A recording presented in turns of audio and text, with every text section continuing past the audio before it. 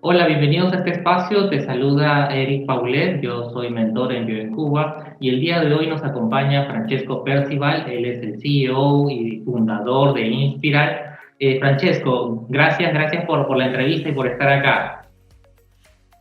Gracias, Eric. No, siempre es un placer contar nuestra experiencia y más que nada a la incubadora que me ha estado apoyando, acompañando este último año, no especialmente en el fondo de Innovate en el que nos encontramos, pero desde antes, ¿no? Que venimos colaborando hace un par de años ya. Efectivamente.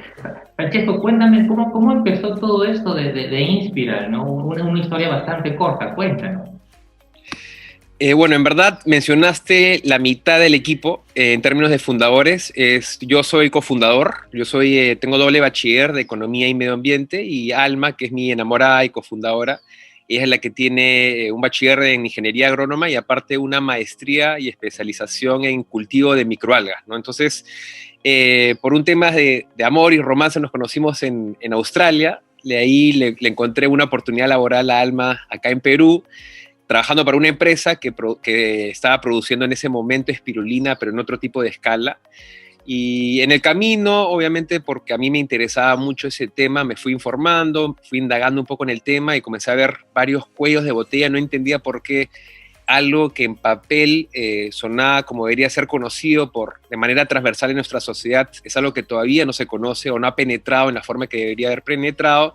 Y luego de la experiencia de Alma, saltó a otra empresa y en ese lapso tuvimos la oportunidad de comenzar con un primer programa de aceleración que se llama Fletch, que es una aceleradora americana, en donde ahí finalmente pudimos desarrollar, elaborar nuestro primer modelo de negocio y comenzar, ¿no? Comenzar como emprendedores a un medio tiempo, y a ese medio tiempo nos dio un primer paso para hacer unas minis pruebas pilotos acompañados por mentores y inversionistas que después poco a poco con los aliados y momentos claves en el tiempo ya pudimos escalarlo y tener un tipo de producción interesante, ¿no? Pero ambos siempre queríamos desarrollar algo que resuelve uno de los problemas principales, pero en este caso el problema enfocado originalmente era un problema de salud, que es el tema de anemia en los niños, porque yo, como mencioné rápidamente, estudié en Australia y luego de mi experiencia de haber vivido 6, 7 años en Australia, lo que más me gustó es poder ver o poder trasladar la vida de las personas que tienen allá en un mundo como el nuestro. Tenemos uno de los países más biodiversos del mundo, es uno de los países más bonitos del mundo, pero al mismo tiempo tenemos todas estas limitaciones y yo sentía que podía poner mi granito de arena contribuyendo con todo lo que había aprendido allá y con la experiencia que tuve de vivir allá para poder entender un poco más la importancia detrás de cómo empoderando este capital humano el país poco a poco, de una generación a otra, podía saltar barreras, ¿no? De ser un país tercermundista a través de un país en donde todas las personas pueden tener una oportunidad mínima, ¿no? Y digamos, eso fue lo que nos lanzó al mundo de emprendimientos. Obviamente tenemos un poco el espíritu de emprender ambos y bueno, es ahí en donde estamos ahora, ¿no? Excelente, Francesco. Y por lo que entiendo, y quizás para saber un poco más, la espirulina son algas que ustedes finalmente las presentan como, las venden directamente al consumidor, hay un proceso de crianza, manejo, domesticación. ¿Cómo es eso? De hecho, es muy buena pregunta y todo encajó de manera correcta, ¿no? Porque en su momento todo emprendimiento, de hecho, nace con algún tipo de idea, pero obviamente tienes que tener un perfil o algún tipo de know-how para poder emprender o darle mucho más peso a esa idea. Y esa idea, como te mencioné antes, era el tema de la anemia o el tema de pobreza en nuestro país, ¿no?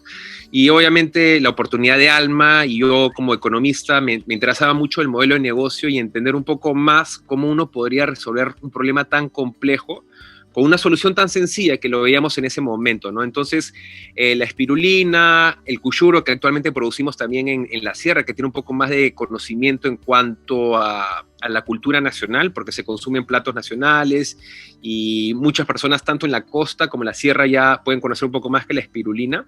Lo veíamos como una solución en cuanto al tema de salud, ¿no? Porque el problema de la anemia, hoy conocemos que principalmente es un tema de hierro, como un 50%, pero el otro 50% que no se habla mucho es un tema de la absorción de este hierro, ¿no? Y detrás de esto, en nuestra experiencia, Alma trabajó con empresas de genómica y genética en cómo los alimentos nos impactan.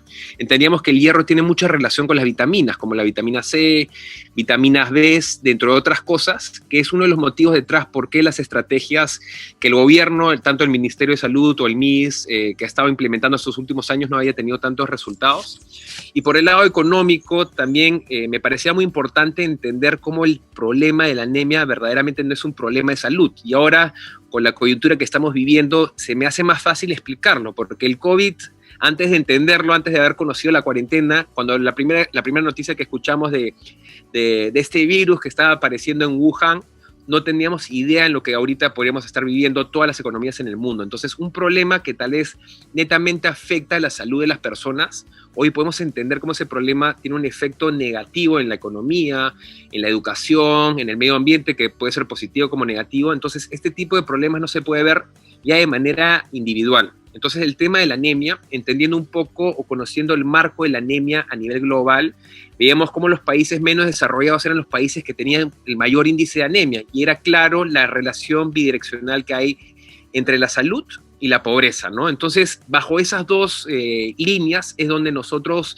tratamos de desarrollar algo que nos apalancábamos de este insumo diferencial que son las microalgas porque como mencioné antes también, el Perú tiene más del 90% de los climas, ¿no? Entonces es muy complejo para el Estado implementar soluciones en la costa, en la puna, en la selva, porque en cada lugar crece cosas distintas, ¿no? Entonces las microalgas, la ventaja es que como han sido organismos que han estado por más de 3.5 billones de años, tú los puedes encontrar en el 99% de los climas en el mundo. Entonces tú puedes desarrollar un sistema productivo que no netamente reemplaza la solución que ciertos ONGs o empresas o gobiernos implementan, pero se complementa muy bien porque de manera sostenible tú puedes tener una estrategia en donde este insumo ataca directamente el tema de la anemia, y empresas como la nuestra, que voy a contar un poco más, puede apalancarse para el modelo de negocio, conectar el pequeño productor con el comprador final sin los intermediarios, que los intermediarios son los que matan o lo que aumentan y generan mucho más vulnerabilidad en estos grupos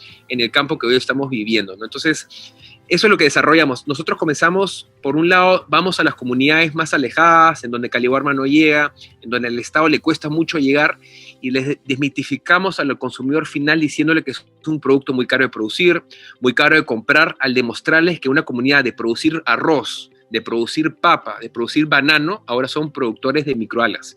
Y obviamente con el acompañamiento nuestro, con el apoyo de los consumidores conscientes y cómo la demanda ha venido aumentando para este tipo de alimento, que también por un lado es un superalimento, pero por otro lado también viene aumentando la demanda, en donde uno compra y puede generar la trazabilidad de dónde se produce, ¿no? Tal vez en nuestro país está un poco más lento, pero eso sí ha sido súper interesante estos últimos años. Pero de otro lado, entendemos cómo en esta trazabilidad era importante integrar a estos grupos vulnerables en nuestro modelo de negocio, ¿no? Es por eso que nosotros, al tener la experiencia de producir, al interesarnos mucho en elaborar este producto en la venta, entendíamos como una esencia producir un producto que vendamos sin depender de una empresa en una primera instancia. Obviamente, cuando una empresa crece va a tener que sacrificar márgenes por cómo son las economías o cómo son los sistemas, pero nos permite por lo menos generar un crecimiento orgánico para después implementar algún tipo de modelo, tanto financiero, con préstamos de banco, dentro de otras cosas, para que estos pequeños y grupos vulnerables que hoy representan el 96% de las unidades agropecuarias del país, y por si no sabíamos, 4 de cada 5 frutas y verduras que nosotros comemos en Lima vienen de los pequeños agricultores, y eso es algo tanto en Perú como en Burkina Faso como en Europa, ¿no? Entonces es un pareto que se refleja a nivel global, y veíamos como una importancia innovar en cuanto al insumo diferencial, que son las microalgas, pero al mismo tiempo innovar en el modelo de negocio, ¿no? Que eso es algo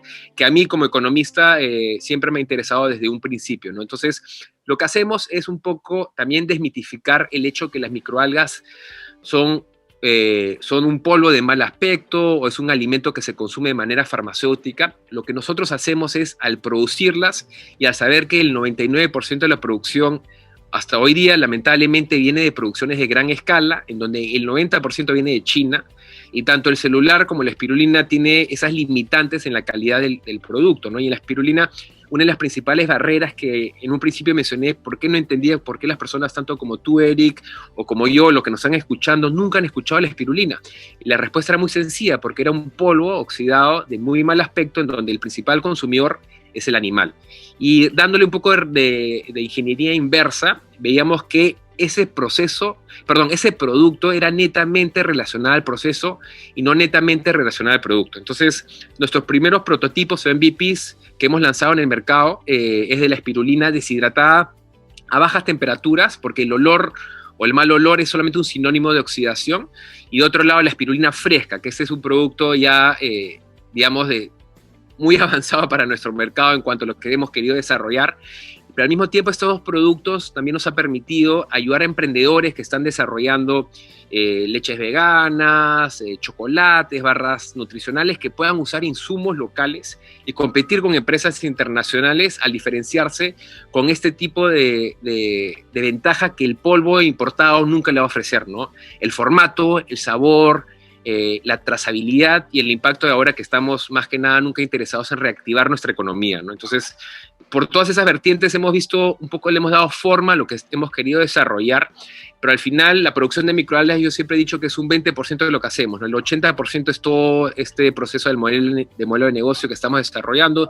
Queremos desarrollar un modelo de equity en donde los agricultores tienen un porcentaje de la empresa y así ellos puedan generar no solamente un fijo, sino un variable, y al mismo tiempo un porcentaje de la venta actual. Lo que hacemos es meterlas en proyectos de cero anemia, en donde hacemos pruebas con grupos vulnerables de anemia para después demostrarle a nuestro principal aliado, que debería ser el Estado, esta herramienta para que ellos puedan usar ese presupuesto que tienen anualmente de combatir la anemia, un poco más optimizado, y al mismo tiempo enfocar las balas en donde deberían enfocarlas, ¿no? Porque una de las cosas más importantes que he escuchado es que lo primero que hay que hacer es preservar el cerebro y luego hay que educarlo. Hoy en el Perú, 2 de 5 niños, lamentablemente, por mejor educación que tengan, no se van a poder desarrollar porque no han podido preservar esa primera instancia, ¿no? Que es lo mínimo que uno necesita. Entonces, queremos atacar esos primeros años porque sabemos que es muy importante para que después el efecto y el impacto sea generacional.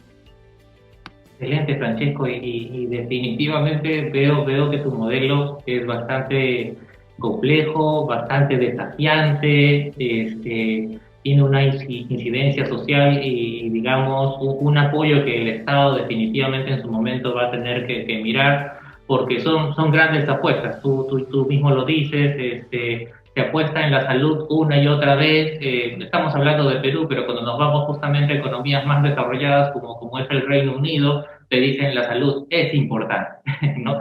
Y mucho más cuando lo mencionas de que hay que apostar por los niños, porque estos niños mañana más tarde van a ser pues representantes y tienen que tener los conocimientos y saber asimilar estos conocimientos. Pero Francesco, nos atrapó la pandemia. ¿Qué pasó con Inspira? ¿Cómo se manejó? ¿Cómo se gestionó? ¿Qué sucedió? De hecho, sí, como bien has mencionado, nos atrapó a todos, pero yo tenía muy claro que lo que estaba desarrollando tenía este chaleco antibalas. Obviamente no tenía esa bolita de cristal y te iba a decir hace 3 años, Eric, por si acaso la próxima guerra va a ser una guerra biológica en donde va a venir este virus y nos va a poner en cuarentena como nos ha puesto. Pero sí era un producto que entendía que tenía que entrar en este mundo en el cual estamos entrando, ¿no? En los temas del problema de la pérdida de biodiversidad, el cambio climático. Estamos en el siglo XXI y se vive la peor igualdad que uno puede medir, tanto cuantitativa como cualitativamente a nivel global. Yo entendía que esta solución, independientemente a los problemas que estamos viendo, si el ser humano tiene una forma para salir adelante, era implementando este tipo de sistemas y apalancándonos de estos insumos, ¿no? La espirulina, como dije, es el origen de toda planta y de todo animal. Entonces, es una tecnología ancestral, pero al mismo tiempo es una tecnología que tanto la NASA está estudiando para para llegársela a Marte por los beneficios que tienen en el espacio actualmente, dentro de varias cosas, no solamente en la nutrición, sino en la oxigenación, en la energía renovable, dentro de varias cosas, pero al mismo tiempo hoy sabemos más que nunca que todo está interconectado y yo dependo de muchas cosas. Como dije antes, yo quiero llegar siempre al cliente final, pero igual mi producto lo tengo que vender en un envase, ¿no? Mi siguiente etapa es desarrollar envases de nuestros insumos, ¿no? De los desechos orgánicos que estamos ahorita viendo, pero en esta etapa obviamente ya era... yo siempre he dicho que lo perfecto es enemigo de lo bueno, entonces hemos tratado de hacer lo mejor posible para que el producto en el cual uno compra, ¿no? Que es un envase ya es ecológico, es un envase innovador, atractivo para que el consumidor lo pueda ver, pero al mismo tiempo este envase nos demoró, en vez de demorarnos un mes, nos demoró casi un semestre, en donde estuvimos un semestre parado al comienzo de la cuarentena por todos los temas de importaciones. El Perú, siendo uno de los países principales de producción de materia prima, lamentablemente la industria no nos permite tener ciertos materiales tan sencillos como papel craft, ¿no? Que eso me hizo entender un poco más la importancia de también generar industria de nuestro país, teniendo esas vertientes, ¿no? Entonces, los primeros 3 meses lo que hice fue hacer un poco pivotear y no venderle a las tiendas porque mi registro sanitario estaba sujeto a un producto, ¿no? Que es hermético, un producto que le da la vida útil de 1 año, ¿no? Y entonces las tiendas no me iban a comprar un producto en una bolsa de craft. Entonces, un poco fue pivotear la venta, la comunicación, generar un mayor fanpage, ¿no? En Instagram, en Facebook, para contar un poco nuestra historia y ver la respuesta en las personas si estaban interesadas en comprar nuestro producto. Y tuvimos muy buena respuesta en los primeros meses, ¿no? Porque no solamente porque la cuarentena se ve ese miedo ahora latente, tanto en los jóvenes como en adultos, en cualquier persona, en que nos puede llegar, ¿no? Este problema de la noche a la mañana y se está defendiendo mucho en que las primeras defensas no es el hospital o el doctor o los productos farmacéuticos, sino es nuestra alimentación, ¿no? Y cómo al transformar nuestra alimentación, nuestro cuerpo tiene el potencial de combatir cualquier enfermedad, ¿no? Hasta el cáncer, ¿no? Que obviamente es un tema mucho más complejo. Y bajo esa realidad y bajo un poco jugando que todo el mundo se puso el gorrito de chef los primeros meses, ahí asumo que varios todavía se quedaron con ese gorrito de chef, ya la gente comenzó a pedir menos cosas, comenzó a innovar en la cocina, tratamos de darle esa presentación distinta para que las personas no solamente traten de poder empoderar su sistema inmunológico, poder empoderar su microbiota al ser un alimento prebiótico, pero también que puedan innovar en la cocina con algo que no ha existido antes en nuestro mercado y al mismo tiempo es un organismo que es parte de nuestra extensa biodiversidad, ¿no? Entonces, ese tipo de forma de vender, en cómo las personas podían usarlo como un topping, como pueden usar la pimienta o la sal en un jugo, en la ensalada, en donde solamente 3 gramos al día, tú ya te estás defendiendo de varios problemas virales, ¿no? Que hay muchos de los estudios científicos que me sustentan lo que estoy diciendo.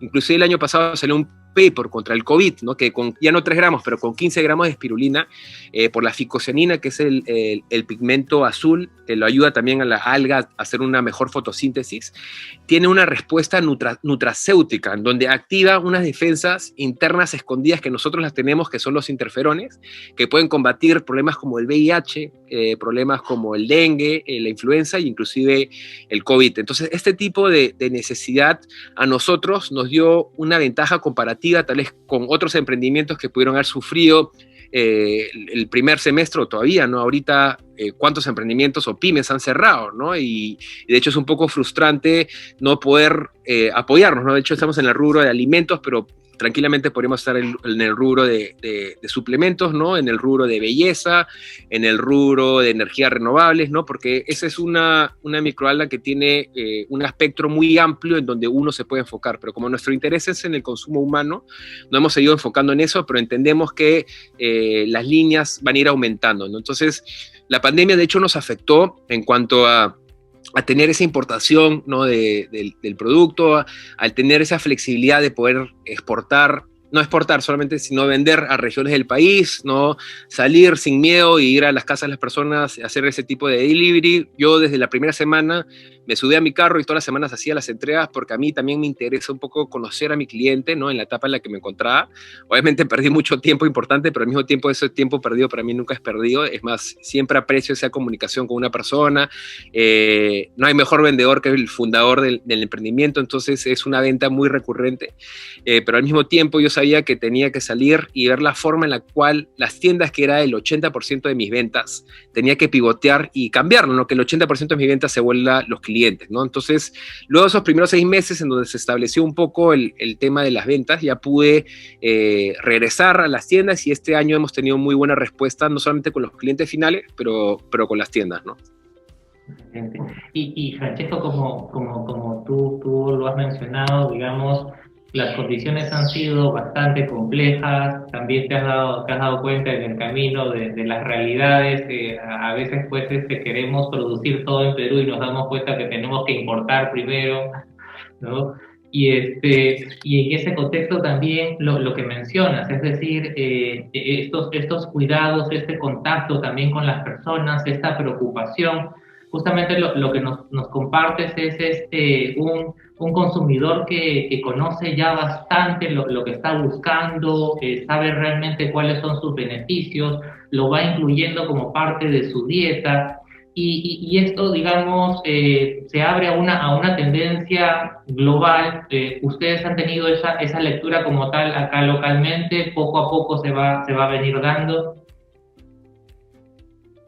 Sí, de hecho, algo increíble fue una noticia del Forbes que salió a finales del año pasado, en donde el aumento de productos veganos en supermercados y tiendas en Estados Unidos y en Europa, que iba a tener un crecimiento de 25%, como era un crecimiento normal antes de la pandemia, se duplicó en menos de un año, porque en esos mercados obviamente la oferta como la demanda se puede adaptar mucho más rápido que mercados como el nuestro, que tenemos otro tipo de limitaciones, ¿no? El consumidor siempre ha estado ahí, pero el consumidor allá, obviamente, con este tipo de problema que ya es latente, ¿no? Uno se cree Superman hasta que se enferma, ¿no? Y luego pasa la enfermedad y nuevamente nos creemos Superman. Entonces, este tipo de personas allá claramente entienden esta necesidad y eso ha hecho que los productos veganos tengan un crecimiento más que una limitación. Obviamente, dentro de este mundo existen todas estas limitaciones de exportación, de importación, que crean una traba en el tiempo, ¿no? Tal vez una traba de 3, 6 meses, dependiendo en el mercado en el que te encuentres, pero increíblemente, pero cierto, empresas como Nestlé inauguró su primera fábrica en noviembre, si no me equivoco, octubre del año pasado, nada más y nada menos que en China. Su primera fábrica vegana, o sea, ellos están desarrollando productos 100% veganos en China, algo que nadie hubiese esperado hace un par de años, pero obviamente, de hecho, ya lo habían tenido planeado, pero de todas formas eso demuestra cómo esas empresas ya están haciendo este salto, tal vez un salto un poco más acelerado, en base a la necesidad, no solamente a la oportunidad, sino a la necesidad del público que está buscando este tipo de productos, ¿no? Entonces, por ese lado, yo siento que siempre el aumento del producto ha estado, ¿no? El mercado siempre ha estado aumentando en cuanto a superalimentos, snacks saludables, proteínas vegetales, pero este último año ha explotado, tal vez a nivel nacional, no tanto por un tema de que las personas acá, es por un tema económico, ¿no? Las personas tienen que ahorrar, entienden que son más vulnerables a otro tema, mientras que la clase media o la clase alta en otros países es el colchón de ese país y esas personas entienden que una mejor alimentación es un ahorro en salud, ¿no? Dentro de otras cosas, ¿no? Y una cosa que no mencioné antes,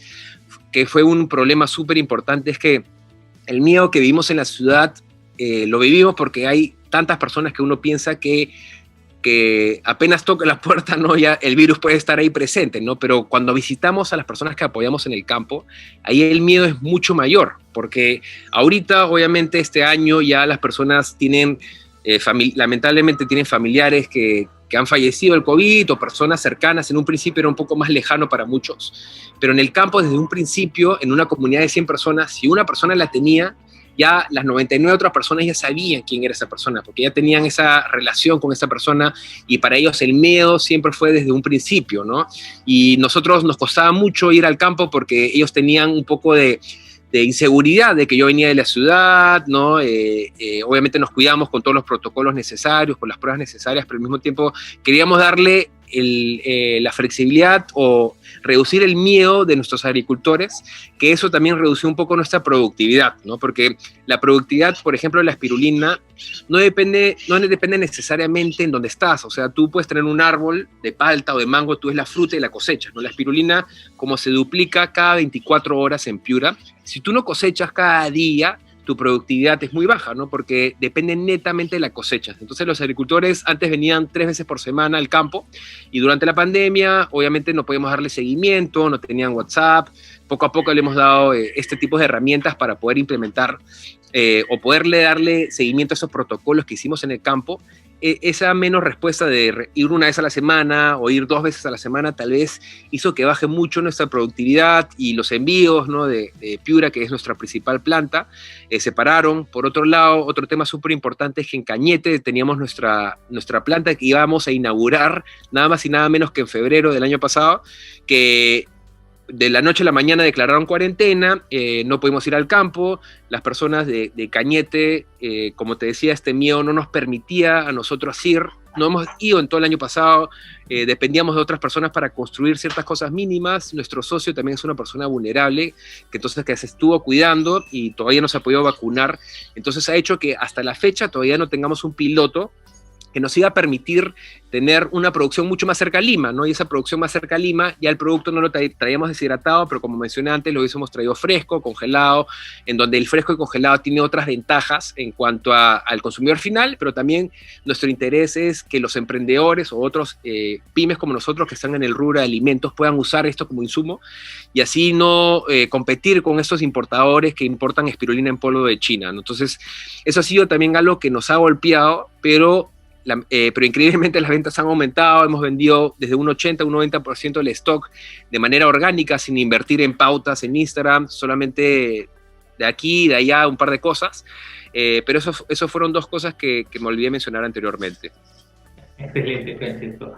Bueno, Francesco, definitivamente ha sido un gusto tenerte acá en este espacio. Veo que hay bastante por lo que podemos conversar en diferentes niveles porque tu modelo realmente tiene para más. Puedes llegar a mercados locales e internacionales muy rápidamente y estás justamente alineado a esta tendencia. Entonces, Francesco, te agradezco realmente tu participación.